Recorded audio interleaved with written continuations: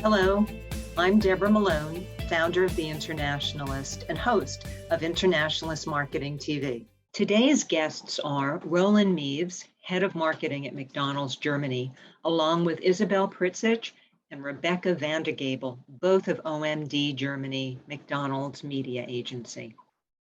Well, welcome everyone to the show. It is such a pleasure to have a great group from Germany with Roland, with Rebecca, and with Isabel. So we're delighted that you're here, so welcome. Hi, Deborah. Thank you very much for having us. Thank you so much. Thank you for the invitation. Well, it's a wonderful pleasure because you have been an award winner for not only this campaign, but for many of them. And I think that there's a lot to talk about because what you've done is quite interesting. Let me just start at the beginning though. And Roland, let me just start with you. Maybe you could give us a little bit of background on McDonald's in Germany, because I do believe that Germany is McDonald's biggest market in Europe. And I've also been in the industry long enough to remember the famous "I'm loving it" tagline that did originate with McDonald's Germany and has been used throughout the world for years. So please, Roland, just give us a little background to get us going. Of course. Yeah, you're right. I'm loving it is originally created in Germany from an agency called Hire. An agency which worked for and with McDonald's for several years, I think almost 40 years, very, very long time. And Hire created that claim in 2003. I think Justin Timberlake actually presented it in the TV spot, which was aired worldwide. He also had a hit with that single later on, "I'm Loving It," as far as I remember. And almost 20 years ago now.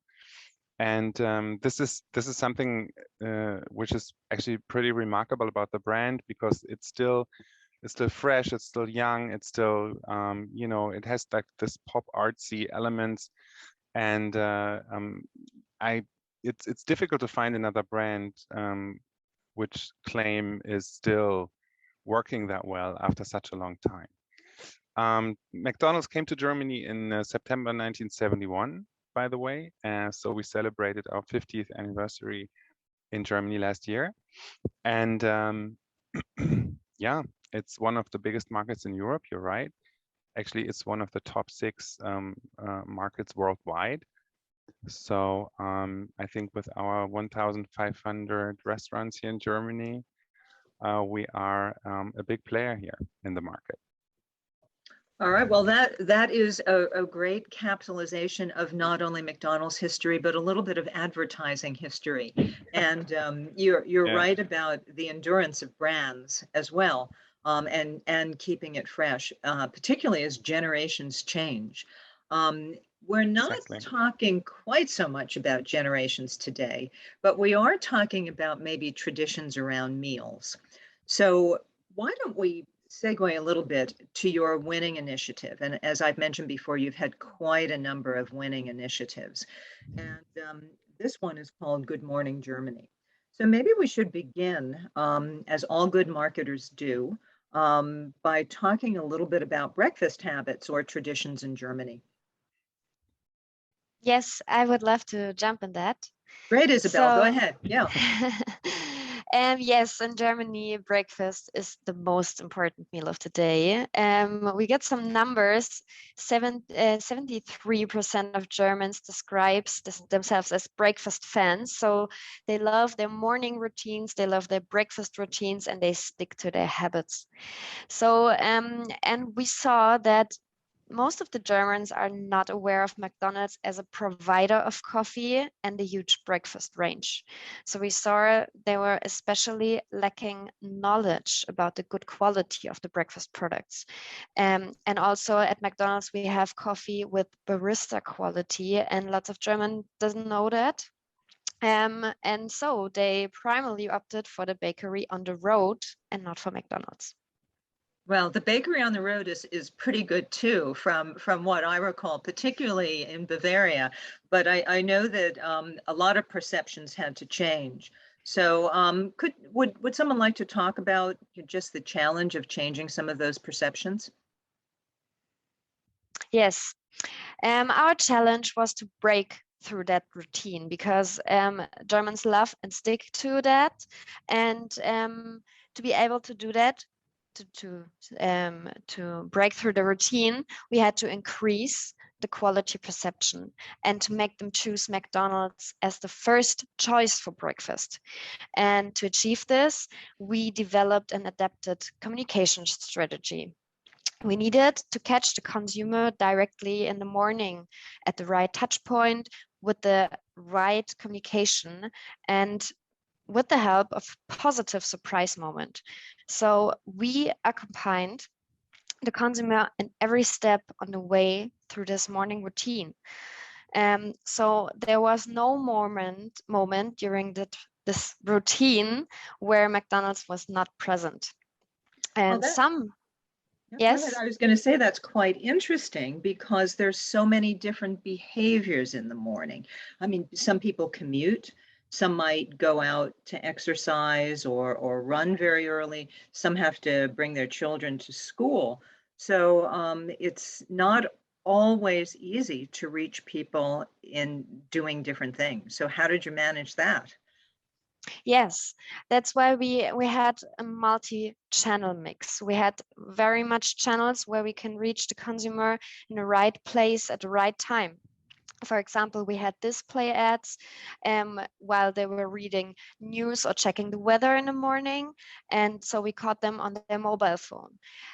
Or for example, while getting ready and meanwhile watching morning show on TV, we addressed them with addressable TV and the big screen, or on YouTube. So just many channels, also digital out of home for those who commute at train stations. And of course, a lot of people listen to music or radio in the morning. So we also caught them on like Spotify or Amazon. I would love to highlight the routine thing Isabel was talking about, because I think the importance of this meal during the day is that might be very German. You know, that so many Germans think that breakfast is like one of the most or the most important meal of the day. But the routine, breaking through routine, that this challenge, I think that's the same everywhere, because people in the morning, when you have to change your routine in the morning, that's especially hard. If somebody tells you, go some other place during night or during dinner or lunchtime, that's much easier than in the morning, where you have a very, very fixed routine. You get up, you take a shower, you get dressed, you get your car, you drive to your workplace, whatever. Somebody else will bring their kids to school, etc., etc. Breaking through that is very, very difficult. So that was our challenge. Especially given that it's usually a routine that's based on time and Exactly. very limited time. I think it's interesting that you had the issue of breaking routine and many different routines, but you also had to get the message out of quality as you were building awareness. And that's not easy. I think, Isabel, when you were talking before, you mentioned surprises, that there were some surprises in the media execution. Would someone like to talk about that? Yes, I would love to, because we had a very great cherry on the cake. Like, yes, we implemented a special out-of-home idea in Berlin. It was a huge 100 square kilometer giant poster across 2 building facades, and it produced real coffee vapor. So the passengers who walked by were just attracted not just only by the steam, also by the smell of the coffee quality, because the vapor was very, yeah, you had to see it if you walk by, and you also smelled it.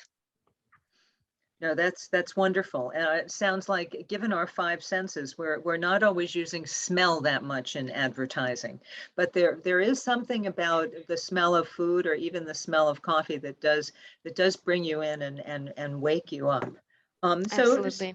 So did you find that you were able to convince potential customers about the quality as well as break their routine, because that's so important? Yes, I think the quality aspect was like a different challenge because we had to make the perfect fusion of media and creation, because quality is also a very big topic for the creators of the ads. So we not just caught the customer on the every step on their morning routine. It also matched perfectly with the creations. The creative focus was to show the good quality, not of the whole breakfast, but on the single ingredients like the coffee beans, the eggs, etc. As close-ups on the ads. You had like an egg very close and very high quality. Our video assets also reflected the barista process, because in the video ad someone made the coffee at this barista machines, because in fact McDonald's uses the real barista coffee machines, and this is an evidence for very good coffee quality, and many of the Germans didn't know that. And No, this was I can see that. I can see that because, you know, it's so associated with other perhaps higher priced coffees as well. So you're talking quality and value. But, you know, Isabel, you mentioned something before that I thought was quite interesting, because you know, you really had to have very much of an integrated multi-channel approach to just showing so many products in a new way. And does that mean that maybe each channel had a very clear role in terms of customized content or certain brand cues? Or I know this is such a big topic now, or were things really integrated in a larger way, and one may be reference to the other type of media? Yes, we think, in fact, the multi-channel strategy was the key for the success of the campaign, because so we were able to reach every customer in the right place at the right time with the right message. So, like I said before, every channel had an own purpose, like the audio ads via smart speaker. We also had them. Those were for the people who wake up with radio or music. Then we had like people who watch TV, like morning shows. Then we reached them. Then we had people who commute. We reached them via mobile ads while they were on social media surfing. Those who wake up with their smartphone also, like checking the news, checking the weather. So we had, for every channel, we had an own purpose, an own audience group, or like if you do some of those steps, like wake up with the phone, then go commute, then hear Spotify music. So we had a lot of touch points where we could reach the customer. Yeah, no, touch points is so key. Let me shift for a minute to maybe something a little bit more philosophical. Given that you've described things very well in terms of just in many ways how complex the program was, the campaign was. Do you think that our digital world has now created new levels of innovation and opportunities for brands? You know, you made that wonderful example about the billboard in Berlin, and that's almost like digital coming to life. But are there new opportunities now for brands because of this that we never imagined before? And anyone, please jump in if you have an opinion. Yeah, go ahead, Rebecca. How are you? Yeah. Fine, thank you. Yeah, of course. I think we have so much more opportunities with the digital world. Absolutely. It opens up so much opportunities, especially by using so much data and data touch points you can use for different targetings, because within this campaign we also had a very specific target audience, and so less time to reach them especially during their morning routine, about 5 to 9 o'clock in the morning. So it's a very small time slot. And this was also a big thing within our digital strategy, the different data we used. Now, how was data then actually involved? Because even though you say the time slot is very narrow, I think Roland, you mentioned that 73% of Germans love breakfast, or at least they love, their morning meal, or they're fans of a morning meal. So that's got to be challenging, because you've got to find them where they are, but it's a wide enough group in a narrow time. So data must be critical to inform things. Yeah, it was a combination of targeting the right time from 5 till 9 with all these touch points we had in our media strategy, and also to reach the commuter or the people who are out of their daily routine, for example, when they are on the go, or when we can use data. We know, okay, they all also go often to bakeries. So but this combination, is a very specific targeting. So the challenge was also to get enough reach. No, I'm sure. I'm sure, and to keep offering the quality message. I always find that every campaign, there's always things that you did not anticipate, whether they're challenges you had to overcome in the process, or maybe some surprises. And sometimes those surprises are wonderful because they're new insights. Did anything like that happen with this campaign? The other challenge was what Isabel mentioned before, the big steaming poster, because there was a very big logistic implementation, and also it was a relatively high expenditure for this giant steaming poster.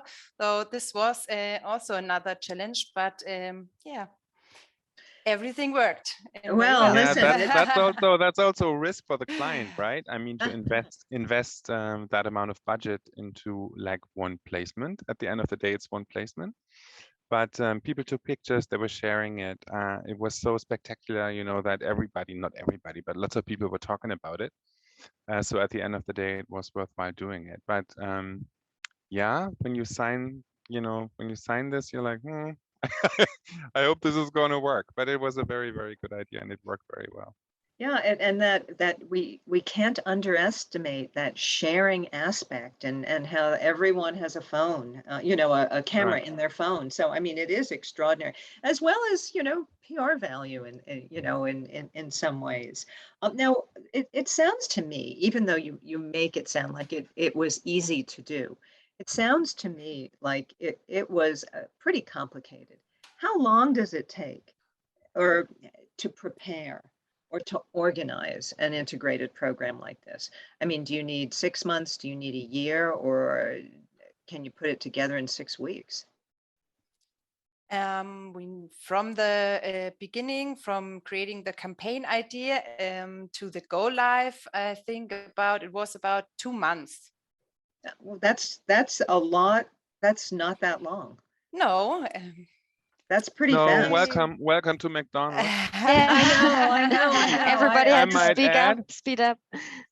Wow, that's wonderful. That is wonderful. We had a spokesperson here a while ago, and he said in an interview that McDonald's is doing Formula One marketing, speed-wise.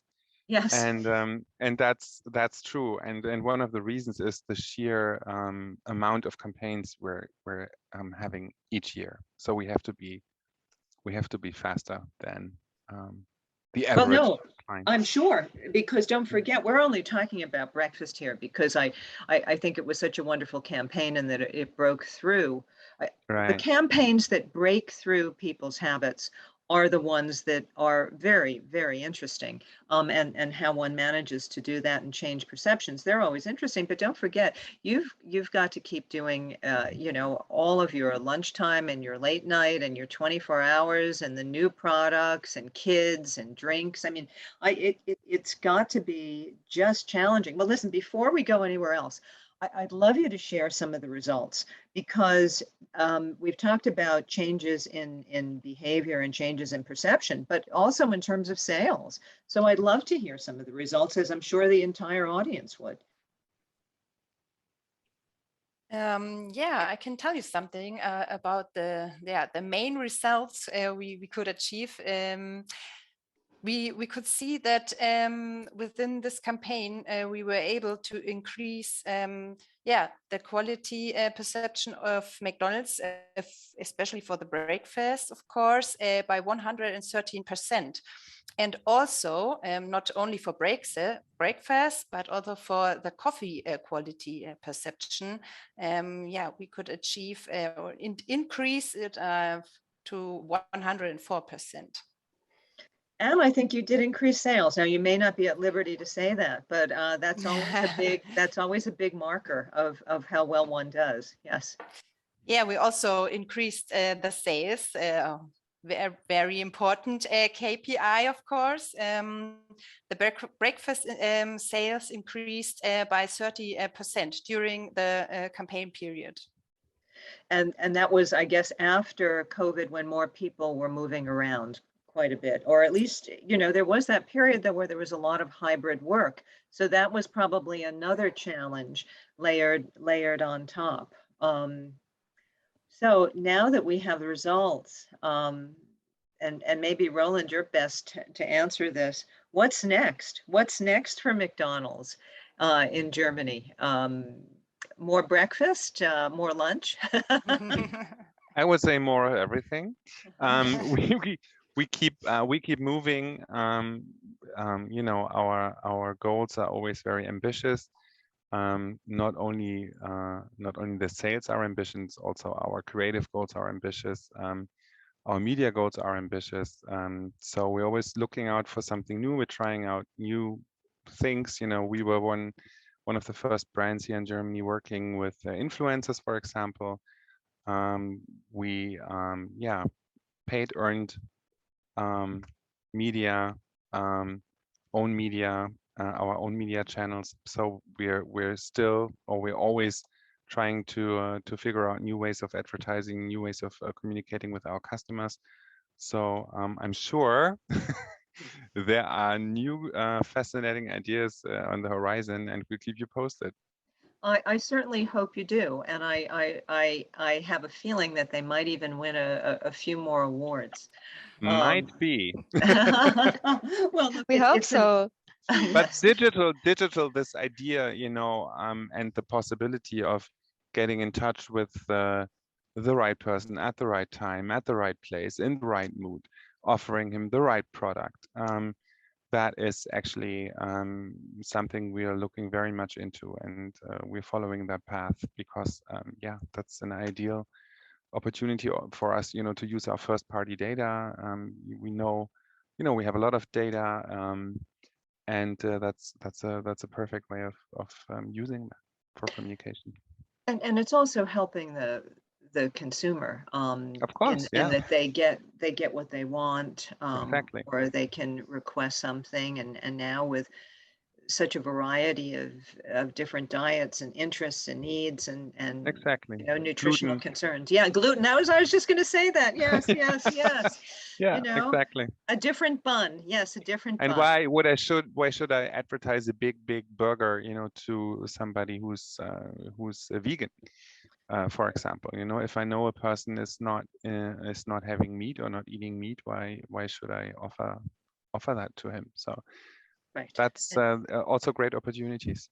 And for all we know, that they, as you said before, the whole point of this campaign, they may not realize that you have barista quality coffee. So it's it's a big world out there with a lot of preferences.